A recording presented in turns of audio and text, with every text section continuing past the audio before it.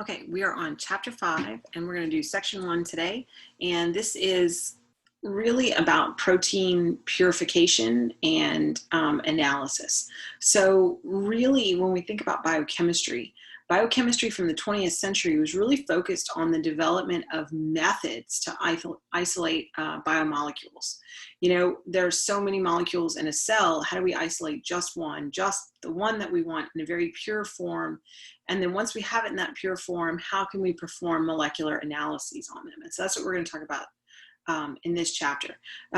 We learned about protein structure before, but if we can do a molecular analysis, we'll also be able to look at a functional analysis, which will be chapter 6. So this chapter is really a brief overview of the main biochemical methods that we use to classify, purify proteins. So the first section is basically basic purification. What do we do in practically all protein purifications? Section 2 will be oligopeptides, where we're looking at sequencing and synthesis, so primary sequence. In section 3, we'll look at structure of proteins, and so that's NMR and X-ray crystallography. And then in section 4, we're going to talk about how we can use antibodies as tools in our different biochemical assays. So you got to think about what's going on in the cell, right? What's going on in the cell in terms of proteins is called proteomics. So all of the proteins inside of a single cell is proteomics. And really proteins are involved in the really vast majority of all biochemical reactions inside the cell. So either they're a reactant or they're a catalyst, they're enzymes, right? And so you got to think about there's greater than 20,000 coding regions of DNA. So 20,000 different proteins, plus each RNA molecule that's made can be processed differently. And once the protein's made, it can undergo post-translational modifications. So there's all kinds of things happening inside of the proteome. And then as an organism's physiology changes, as the environment changes, the proteome can change. So that's a huge amount of proteins. How do we study only a small part of the proteome? We do that by purifying proteins from the proteome. Well, how do you purify proteins from the proteome? Each protein has its own explicit, specific chemical and physical properties, and we can exploit those specific chemical and physical properties in order to purify what we want. So we call this the art and science because it really is also an art form of purification. So you're going to take freshly isolated cells or tissues, so maybe something you've grown, maybe it's from a patient, maybe it's bacteria, maybe it's yeast, maybe it's human. And we're going to look at the inherent qualitative and quantitative differences in biochemical properties. They don't have to be quantitative. They can be qualitative. And we'll talk about what some of those are. But in order to develop a scheme to purify a protein, you need experience, and in the moment, you need intuition to think about how, oh, wait, that wasn't quite right for my protein. You know, I need to change that. I need something different, right? And so if we put certain biochemical assays in a certain order, we can uniquely identify proteins among like all the other proteins that are in the entire sample, right? And then we can say, okay, once we've got it, can this one protein that we've isolated do the chemical reaction that we think that it is doing? And so that's a way to tell, did we purify our protein correctly? So I'm going to give you an example. This was one of the first proteins that was isolated and used in a biochemical assay, and it's called luciferase. So luciferase is an enzyme that's found in bioluminescent organisms, and it uses luciferin as a substrate. So this is this gray, let me see if I can write, this gray molecule, this big thing is the enzyme luciferase. And inside of the binding pocket, this is the substrate luciferin. And it's an analog, it's just telling you that it's not the real substrate, it's just something that looks like it. But this is the substrate, Okay, so if we have our enzyme, so luciferase is our enzyme. We have the enzyme and we have the substrate. And in the presence of these two things plus ATP, what's going to happen is that you're going to oxidize this substrate, and it's going to produce oxyluciferin. And in the process, it's going to generate light. And you've probably seen this before. We say this is a huge biochemical thing, but you've seen it before in fireflies, right? And so this is kind of a general scheme of, okay, how do we know that one particular protein is creating this one effect? So if we take an organism that we know is bioluminescent, this is a mollusk that is bioluminescent. And we can homogenate this organism and we can get a protein extract, right? And then we can do one of two different things with this protein extract. We can take this protein extract and we can allow it to do its natural fluorescence, right? It will use the enzyme luciferase. It will convert the luciferin to oxyluciferin and use up that substrate. So we have one sample that we've used up the substrate, and now all we have left is the enzyme. So we've used up our substrate. So our luciferin is used up. It's our substrate. It's all used up. So we have one sample that basically has, we know, active enzyme. Now, if we go to our sample 2, we have that same protein extract. And what are we going to do with that protein extract? Now we're going to heat denature it. If you heat denature a protein, what's going to happen is that the protein is going to unfold and not be able to refold properly. Heat is going to be one of those like permanent unfolding things. So now you have inactive luciferase. The luciferase is inactive, but what do we have? We have a substrate. So this is the substrate.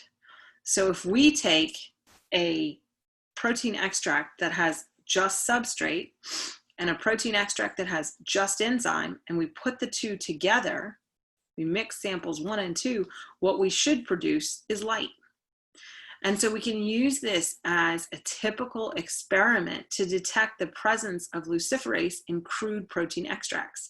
So maybe now I can take an extract from another organism and say, well, is it still luciferase? Is it still going to produce this same effect? So that's great, but that's crude protein extracts. We call them crude because there's a limited amount of information you can get from this.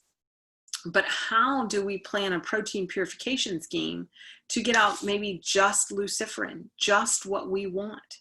Well, that is going to rely on differences inherent inside of the protein. So it'll depend on solubility. It'll depend on size.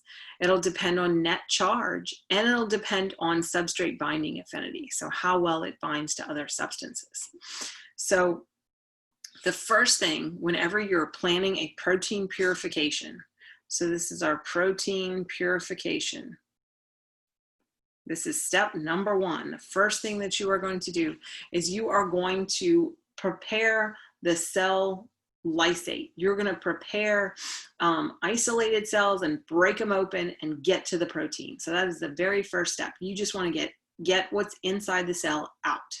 So maybe you have those bacteria that were in culture. Maybe you have your tissue sample, but you're going to break open the cells and you are going to produce a homogenate, a cell homogenate, or sometimes they call it a cell extract, cell homogenate or cell extract. And so when you do this, you want to break open the cells, but you want to be careful and you want to make sure that your protein activity is retained. So this is super important because if in breaking open the cell, you deactivate the protein, you could just throw your experiment away. And it's happened. So there are a couple of different ways that you can open up the cell. You can open up the cell with enzymes, or you can open them up mechanically right? So a couple of ways that you can do that mechanically is through sonication. Sonication uses ultrasonic waves.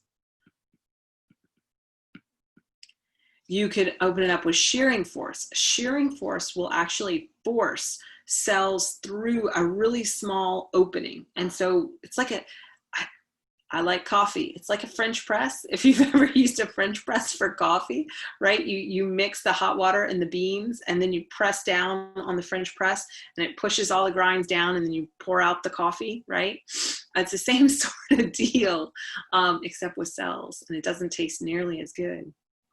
All right, incubation with mild detergent would work because the detergent will disrupt your cell membranes and burst open the cells, right?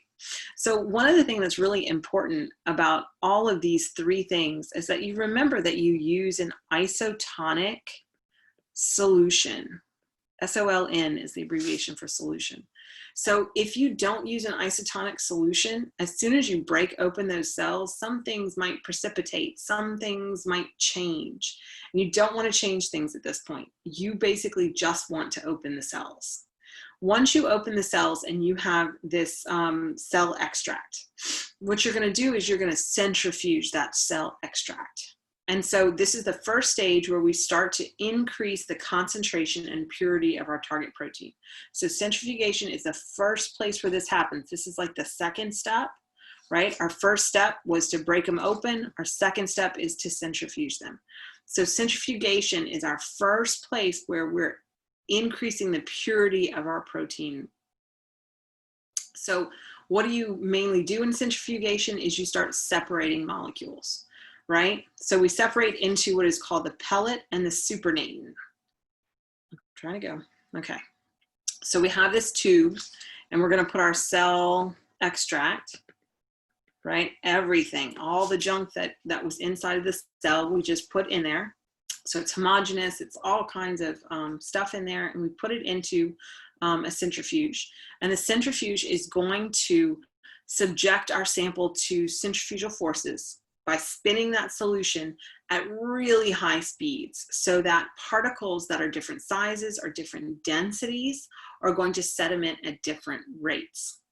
So you have to think the things that are either larger or higher density are going to eventually sink to the bottom. So larger or high density, one of the two. So if you look at this, what this is showing you is just that over time, so it's like T1, T2, T3, so it's just like over time at a certain speed. And the speed could be anywhere from like 1,000 times G, which is 1,000 times gravity, to 100,000 times gravity. It depends on which centrifuge you use. But one of the important things that when you're doing this, right, when you're doing this mechanical spinning, that is going to generate a lot of heat. And so if you're not careful, when you heat your sample, you're going to denature your proteins, and you just, like I said, can throw away that sample. So you have to keep that centrifuge cold. And that's why a lot of centrifuges have a temperature setting. And so you can set it at like 4 degrees and you can spin it. All right, let's see. Now, when we spin it, depending on how long and how fast your speed is, you're going to create different fractions. So when we do this, there are 4 separate fractions that we can get. So fractions, we have 4 of them. So the very first fraction, with the biggest pieces of material, are nuclei. EI, not IE. EI. If I could spell, y'all. The next one's mitochondria. Mitochondria. Then you have the third one will have plasma membrane. And the fourth one will have cytosol. Okay, and so I'm going to show you each of those. But when you do this, each of those new fractions are going to have less total protein than our beginning extract, right? Our beginning extract was 100% and it had like all of that target protein. Well, now you're going to have 4 separate fractions and your protein is going to be in one of those fractions. And so you're going to concentrate, right, that fraction with whatever your protein of interest is. So how do we figure that out? Well, what we're going to have to do is we're going to have to calculate what's called specific activity. Specific activity is a combination of the total amount of the target protein divided by the total amount of total protein, right? So let's take that second one, the total amount of protein in the fraction. So how do you get total amount of any protein? You're going to look at absorbance at 280 nanometers, right? Remember, 280 nanometers is the wavelength where tryptophan residues absorb most strongly. So that will give us our total fraction. But now, how do we know something about our target protein, our total amount or our activity?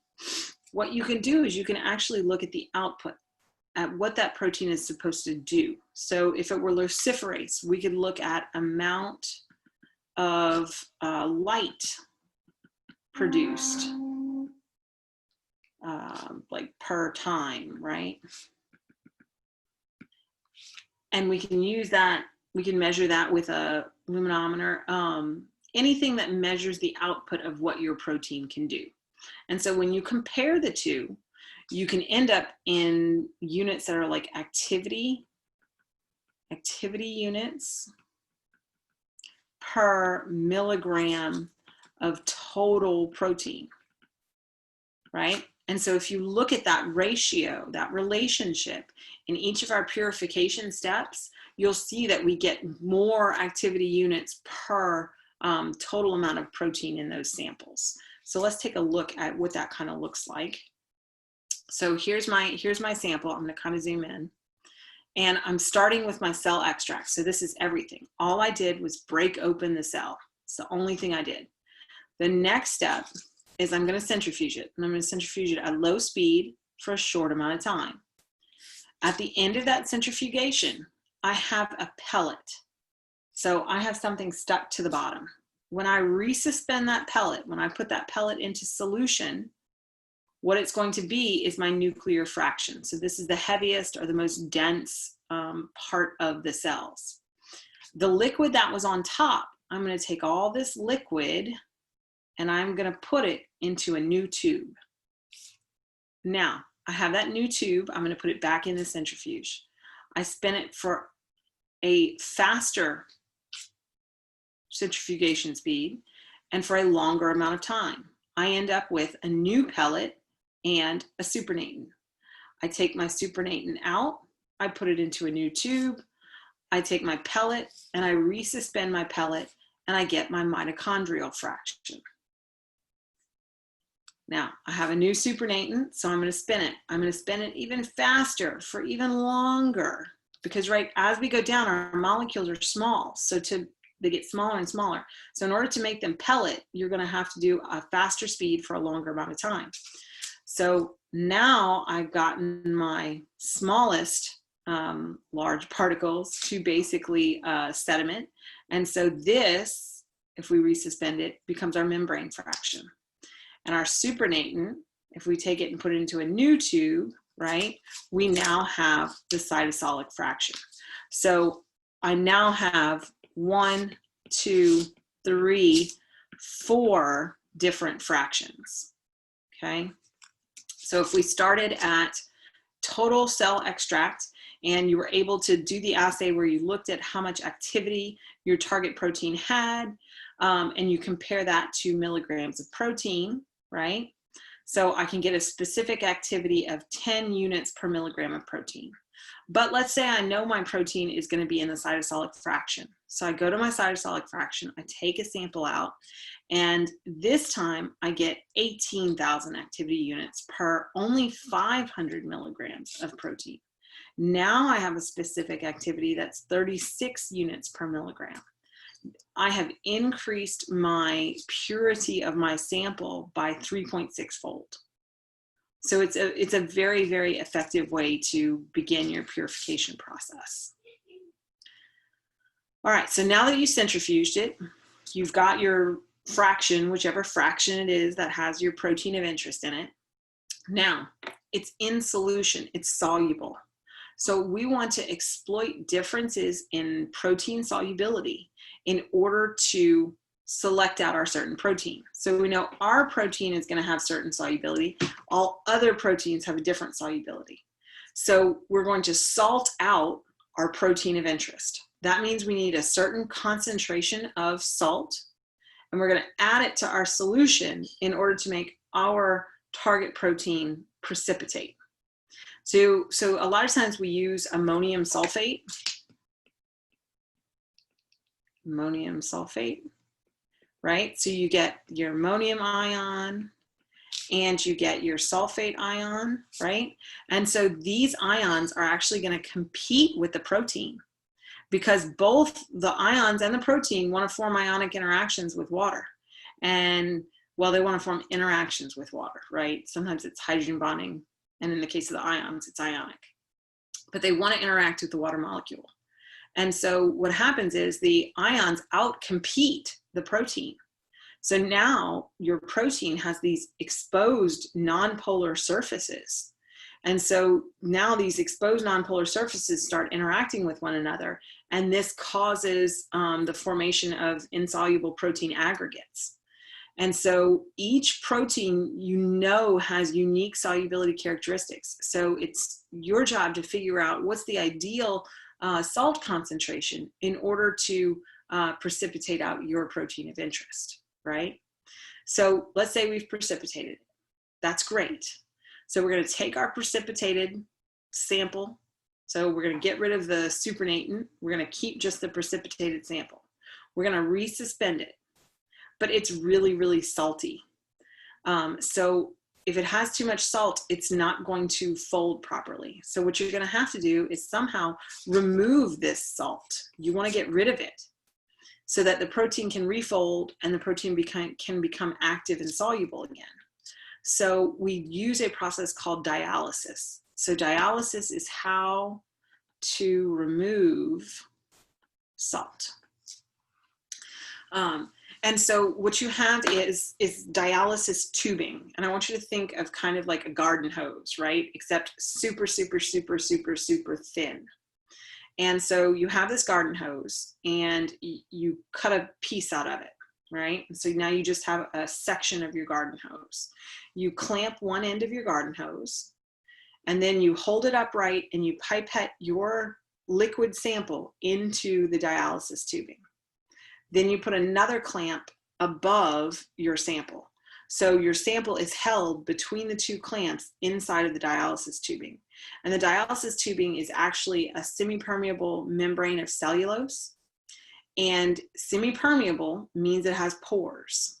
So what you want to be able to escape are the salt particles, but you want your protein to stay inside of that tubing. So you want to make sure your pore diameter is smaller than the size of your target protein.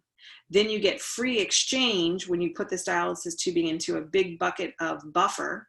The salt will move out into the buffer because the buffer's a low concentration, right? So it'll simply diffuse out. And then regular buffer will diffuse in. So, excuse me. So the salts come out, the protein of interest stays in the tubing. But here's the deal. In order to do this, you have to have a small volume inside of the dialysis. So your protein solution is going to be small volume, but your buffer solution is going to be a large volume, right?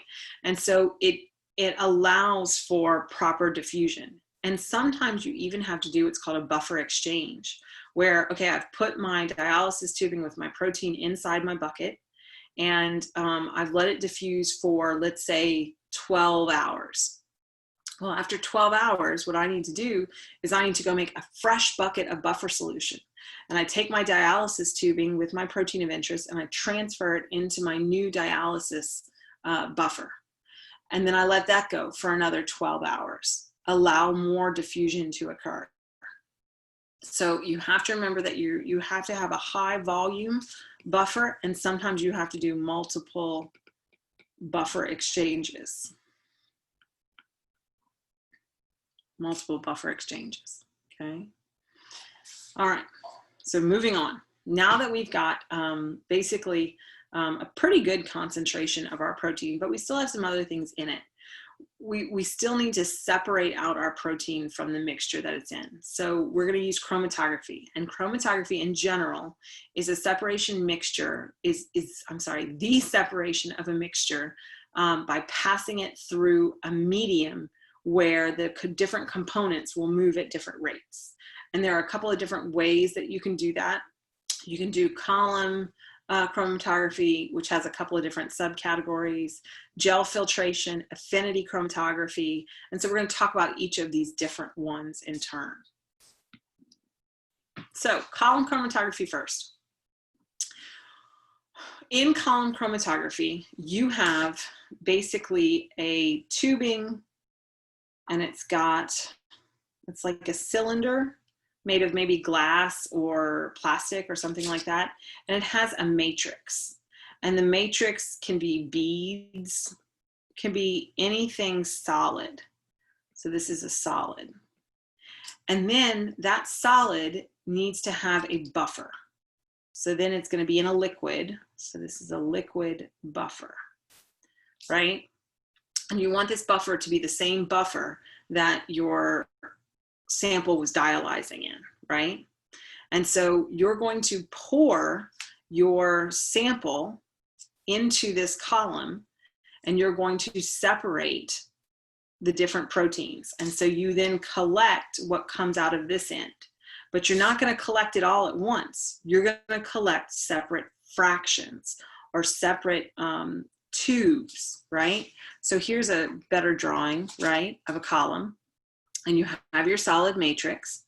And what they don't really show you is the buffer. They say it's running buffer here, but the buffer's all over in here, right? It has to be in an aqueous solution. And then you would have basically like this tube would kind of be open at the top, but it would be attached to a second column. And this would be your dialysis product. Right? So you got all kinds of different proteins in here, and drip wise, it's going to come down this way. Okay. So you pour your protein mixture on top, right? Now it's going to be a mixture. So that mixture of proteins are going to go through this matrix at a different rate. And it depends on maybe size, it depends on charge, it depends on affinity. But it's due to some kind of an interaction between the protein and the column matrix. So if you have a poor interaction, no matter what that interaction is, a poor interaction, proteins come out first. So what do I mean by that? The protein comes out first. Well, if it has a poor interaction with the matrix, it's basically going to zip through here and come out very quickly from the column. So this is an example of a poor interaction. Something that has a high interaction with the matrix is going to come out late. So this is a high interaction. So you start dripping your protein in, and then you start collecting at the bottom. And maybe each time you collect, you only collect 1 milliliter in each of these tubes, right? So that you can get ml. You can get separation. Because if I just put one tube underneath my column and never changed it, it would end up being exactly the same thing that I started with. So I want to have multiple collection containers such that I'm only taking a part of it at a time. So I know the things that'll come out first will come out in my early tubes, and the things that come out last are going to be the things that have the most interaction with my matrix. And usually that's how we design the purification, such that our protein of interest has the maximum interaction with the matrix, and they'll take the longest to exit. So usually our protein of interest is coming out at the end, usually, not always. Okay, so I want to show you kind of an animation of how this works, and then we're going to talk about each one.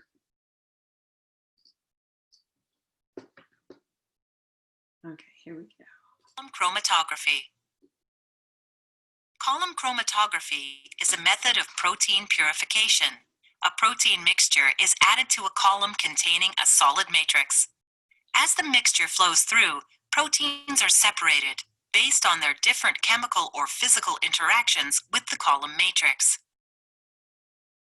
Column fractions are then tested for target protein activity, and those fractions containing the highest activity are combined for later use.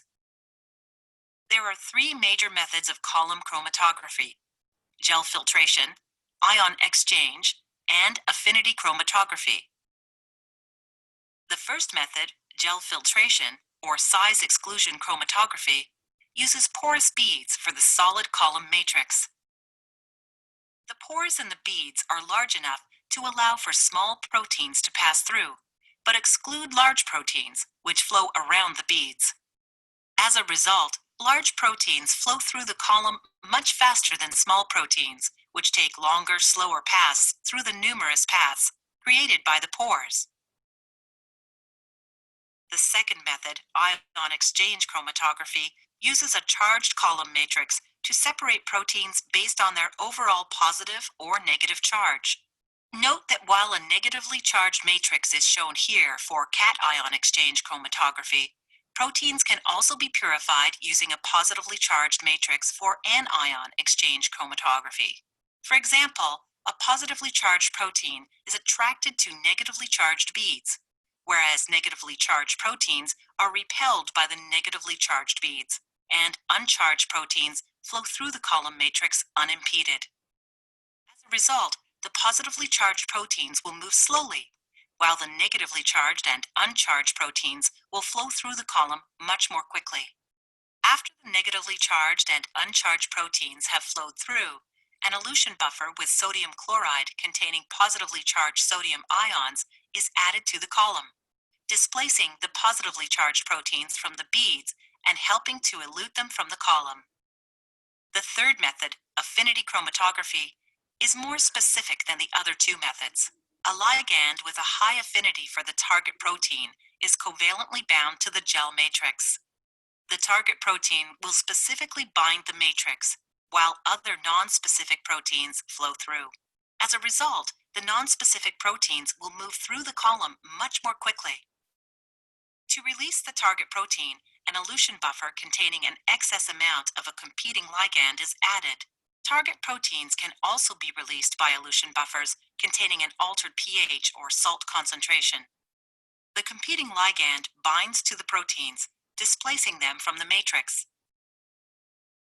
In summary, there are three major methods of column chromatography that can be used depending on the properties of the proteins that need to be separated: size for gel filtration,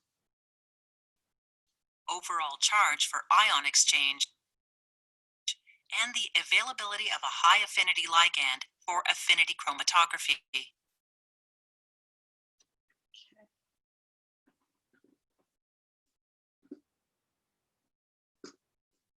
Okay, so they listed three different kinds of column chromatography, right?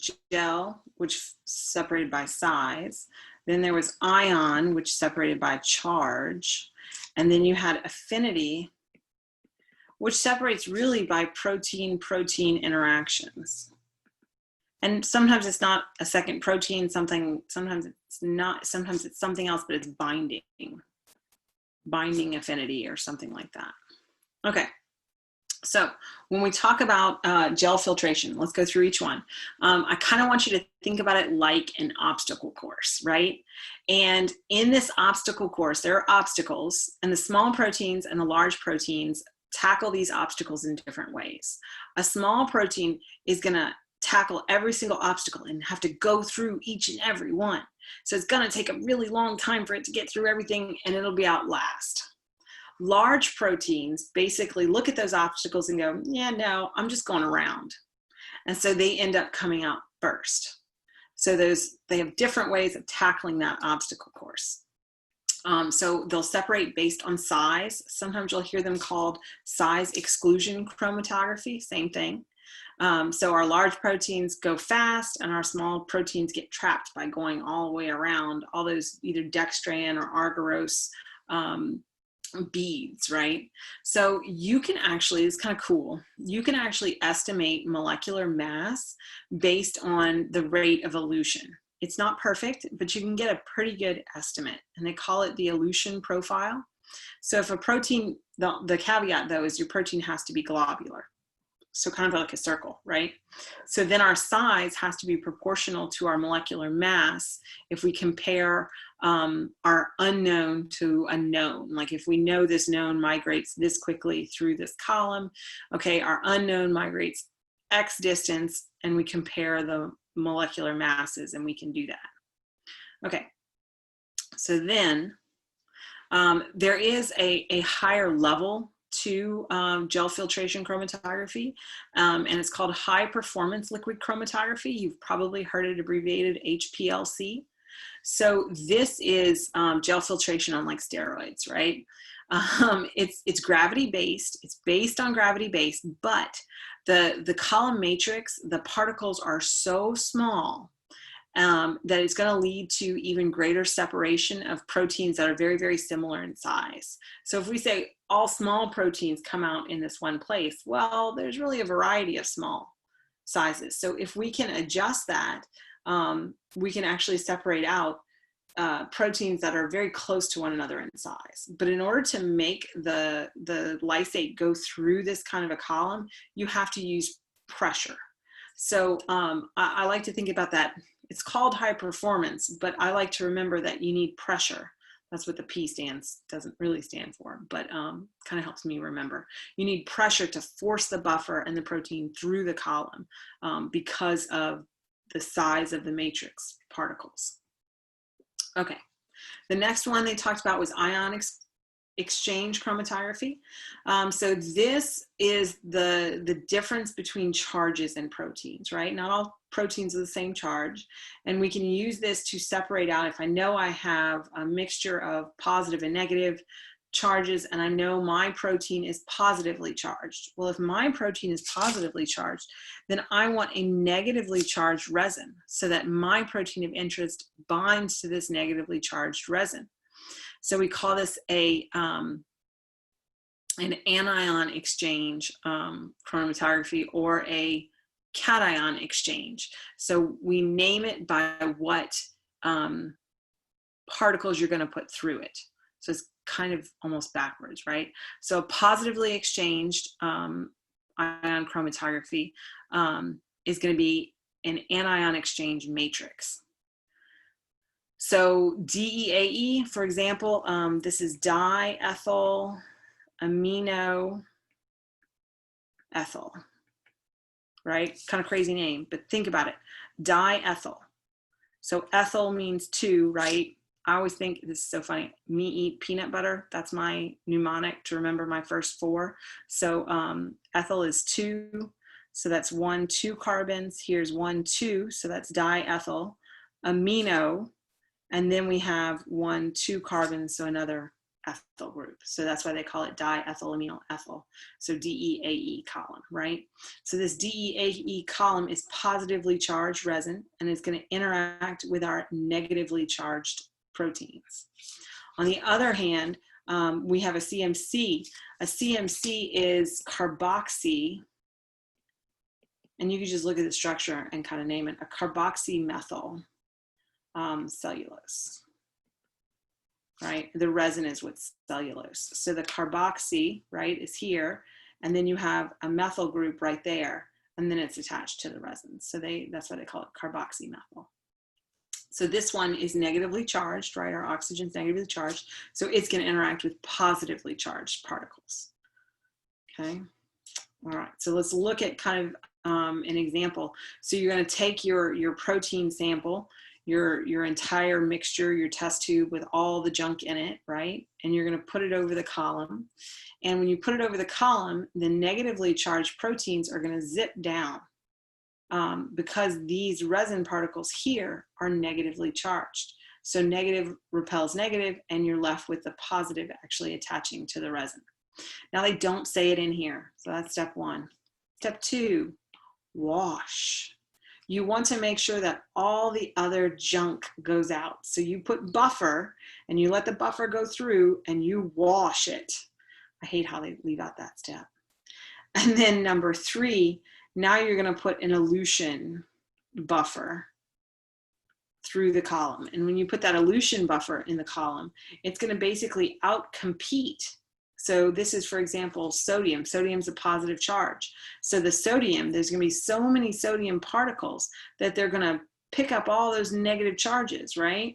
And now this positively charged protein of interest has nothing to bind to, and it's going to elute out.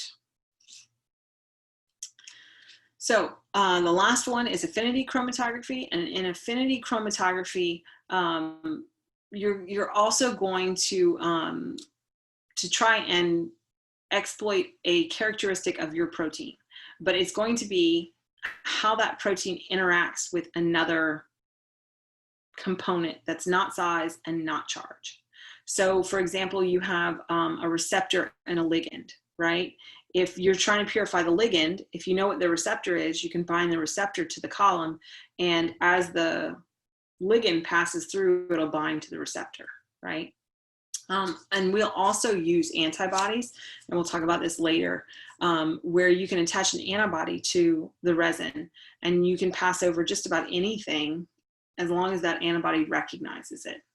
One really cool way to do this is if you synthesize your own target protein, so like you clone the gene into a vector and you put it into bacteria and said, okay, make my protein of interest, you can actually add a little tag to the end of your protein when you're cloning it in.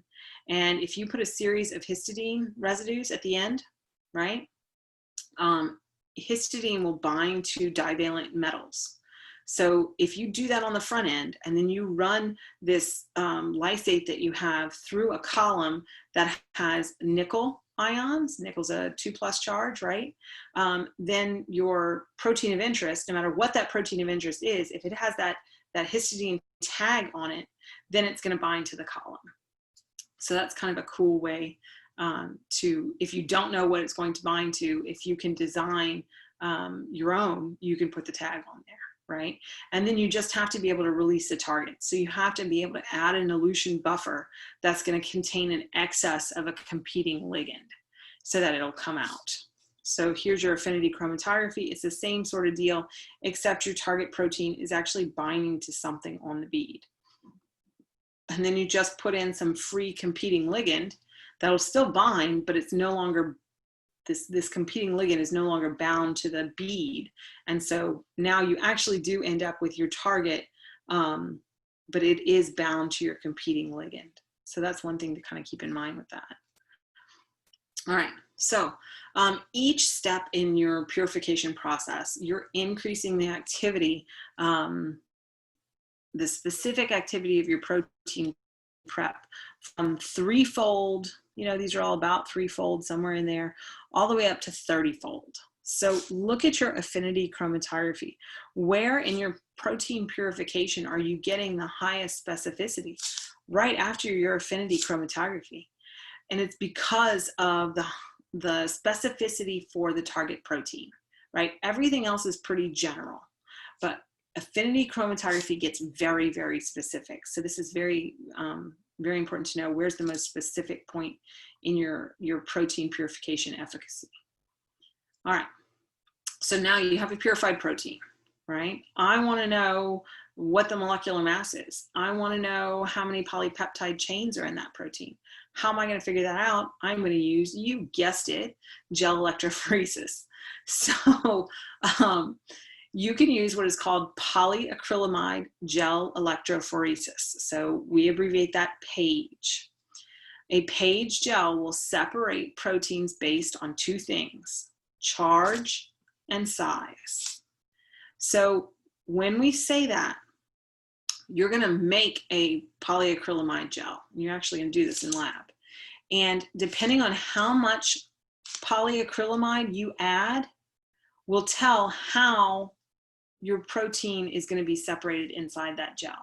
So the percent of the gel, and when we say percent of the gel, it's percent of polyacrylamide in the gel is important. And that's going to determine how your proteins separate. I'm going to show you some examples, okay? So here's an example, right? We have this gel, and it's a gel that stands up, and you load your samples at the top. And so we have a gel matrix that's the polyacrylamide, right? And so inside of that gel matrix, usually what we add in the matrix and in the buffer that the gel sits in, because if you left it out, it would dry, it wouldn't work. You have to have it in solution.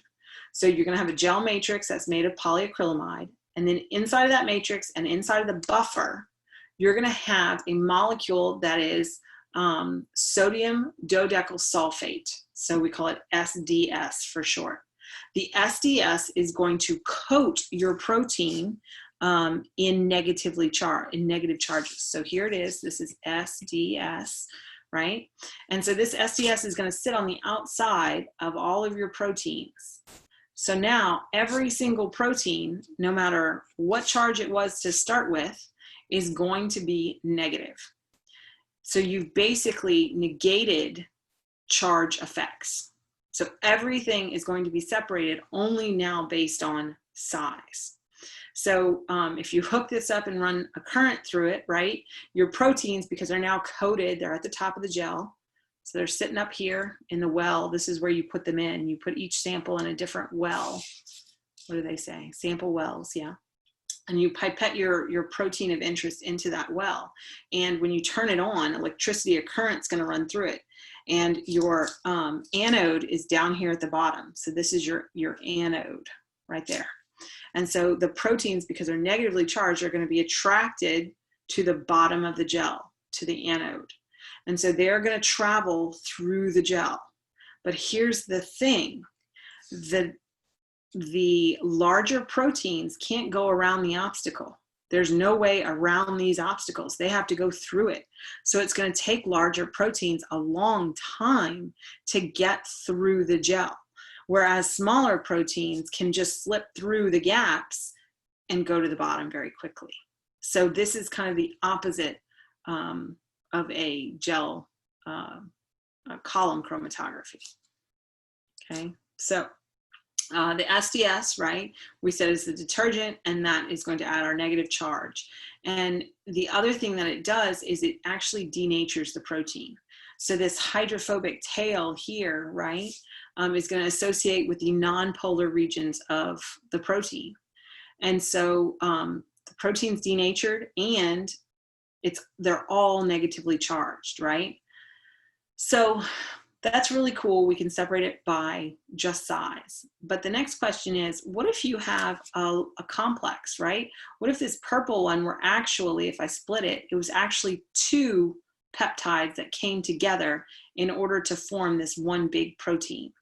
And so how would I figure that out? How would I separate the two, right? Well, what you can do is you can do what's called a denaturing SDS page. So when you put your sample in, let me go back here. When you're pipetting your sample in, before you pipette it in, you mix your sample with, remember we talked about this in class, beta mercapta ethanol, BME. BME is a reducing agent. So when you treat it with the reducing agent and you add heat for 5 minutes about, plus heat, right? Then what you're going to do is you're actually going to denature everything. So this is called a denaturing SDS page gel, right? So now you can look at our separate parts of our protein complex. So you can either run it as a native, where we don't put SDS, we don't put beta mercapta ethanol. That's a native page gel. You don't do anything. You're leaving the protein in the native state. So there are three kind of ways that you can do it.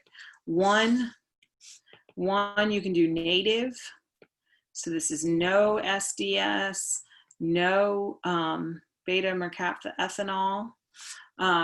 That's native. So that tells you charge and it tells you conformation. Then you can do an SDS page. So 2 is an SDS page, right? So this is looking at an overall complex. And you don't look at charge. You can't tell charge, right? Or you can do the third one, which is the denaturing SDS PAGE gel, where now you can actually look at components of a complex, right? So there are different ways that you can make an SDS PAGE gel work. So I'm going to show you a quick little animation about that. Gel electrophoresis. SDS polyacrylamide gel electrophoresis, or SDS PAGE, is a laboratory technique that can be used to determine the approximate molecular mass of a protein. First, the proteins are treated with sodium dodecyl sulfate, or SDS. SDS denatures the folded protein and disrupts the secondary structure. Negatively charged SDS molecules coat the protein chain and give it a significant overall negative charge. SDS coats all proteins evenly so that the negative charge is proportional to the size of the protein, and all proteins in solution have the same charge-to-mass ratio. Moreover, because the proteins are denatured and form random coils, protein shape is not a factor in SDS PAGE. To ensure that proteins in the SDS solution are fully denatured, the sample is heated in a boiling water bath. The sample is then pipetted into a well in a polyacrylamide gel matrix. An electric field is applied across the gel, which causes the negatively charged proteins to migrate across the matrix, attracted by the positively charged anode at the other side. While large proteins are restrained by the polyacrylamide gel, small proteins are able to move quickly. As a result, proteins become separated into bands within the gel according to size. The rate at which proteins move through the gel can be adjusted by changing the percentage of polyacrylamide in the gel. For example, increasing the percentage of polyacrylamide decreases the rate of protein migration, and the separation between fast-moving small proteins is improved at the expense of large protein separation. By measuring the observed migration distance of the unknown protein against that of known proteins, the molecular mass of the unknown protein can be determined. Finally, the protein bands are not visible until the gel is treated with a dye, such as Chem Brilliant Blue, which selectively stains proteins. In this photograph of an SDS PAGE gel stained with Chem Blue, we can determine the molecular mass of our target protein by comparing it to a solution of marker proteins with known molecular masses. Here, our target protein is approximately 110 kilodaltons.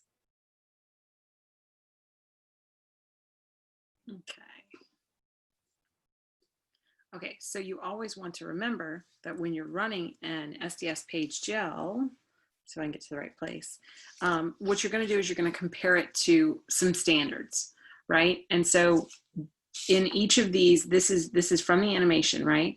So in each of these wells, we put the same standard in. And the only thing that's different is the percent of polyacrylamide. So what we can see is as we increase, we go this way, we're increasing the percent of the polyacrylamide.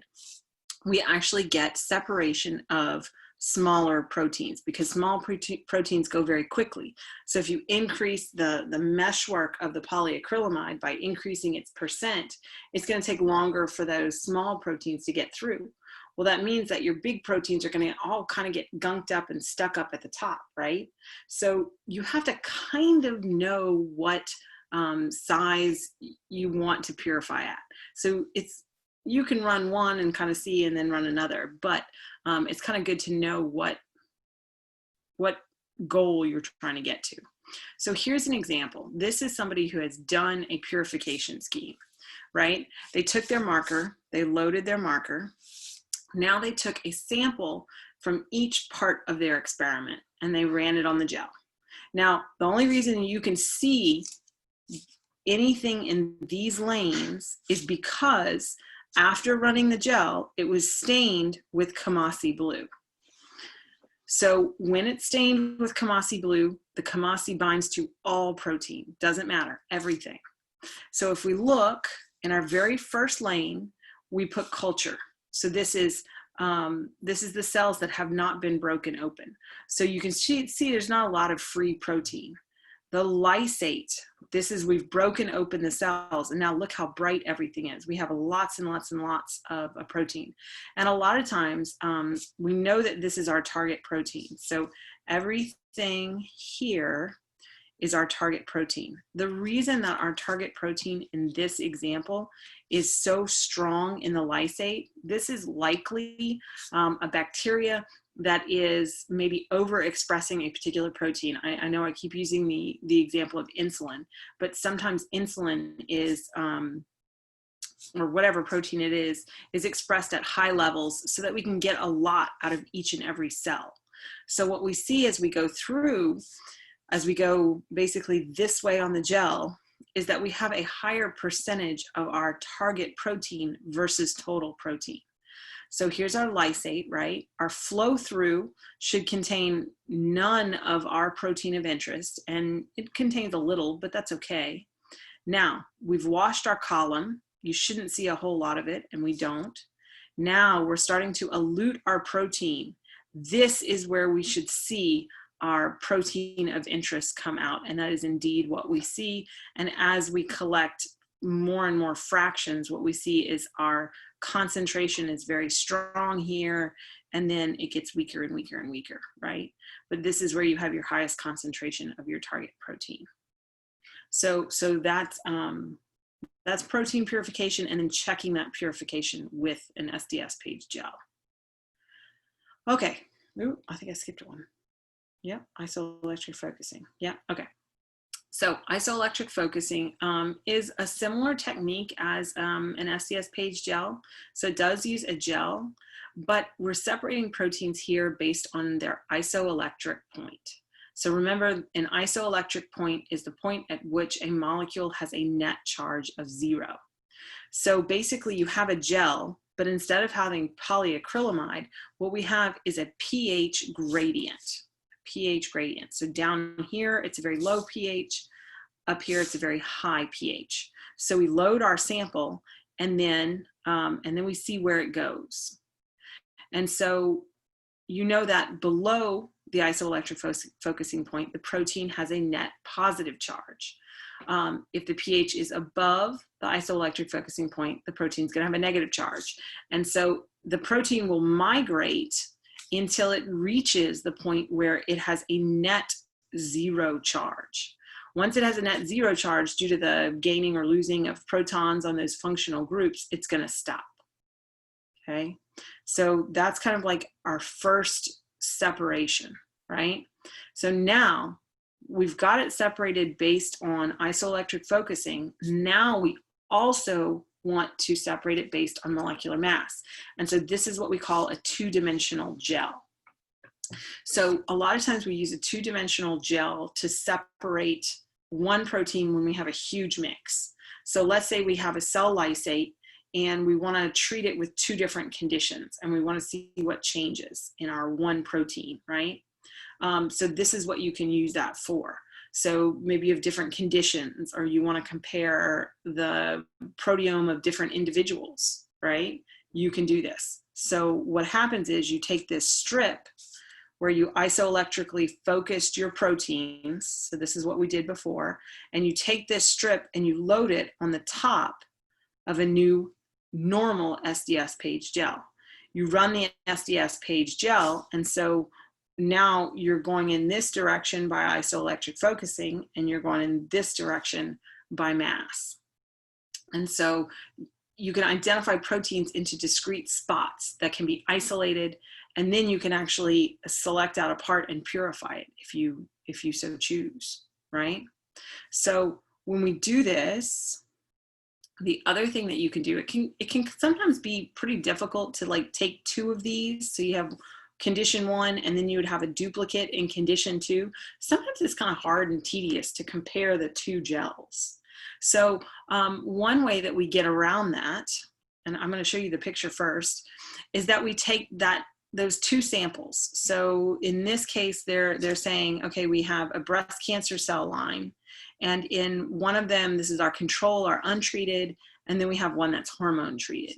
And so what you do is you take one sample and you covalently label all the proteins with a particular dye. And so this is CY13, it doesn't matter, but it's one color dye. You take your second treatment and you put it with a second color dye. And then you're gonna mix the two and run them on the same gel. If you run them on the same gel, what you're gonna see are colored spots. So for example, in this case, the red spots, right, would be proteins that are unique to the sample that was hormone treated. Spots that are green are unique to our untreated control. And then spots that are yellow, which means that you have both red and green, are places where the proteome overlaps and we have no change between the proteins. And so this is an easy way to look and see things that are changing without having to compare two gels side by side. You put it all on one gel. So it's pretty cool. So, right, so you use these fluorescent dyes to distinguish between the two proteins, and you run them on the same gel. So it makes it just easier to analyze. So they call it a digi gel, D-I-G-E. All right. So now here's an example. This is pretty cool. So this experiment had human primary. So primary culture cells are culture cells that we take out of the human body and we put them on the dish. We didn't grow them in the lab, right? So these are primary human eosinophils, and they're cultured either in the presence or the absence of a hormone. And so they left untreated one color and they put treated another color. And so you got to look at this. And when we look at B, right, they've circled every single discrete protein spot. And on this one gel, there were 1,300 discrete protein spots. And so what they used was a computer program to false color it and to show proteins that are up or down in a particular color. So if the spot was circled in green, it means that there was no change. So you had an overlapping of our fluorescent dyes. If it was colored blue, that means that when you put in the hormone, it went up. If it's red, when you put in the hormone, it went down. And so you can compare protein levels between a treated and an untreated sample. And that is the end of section 1.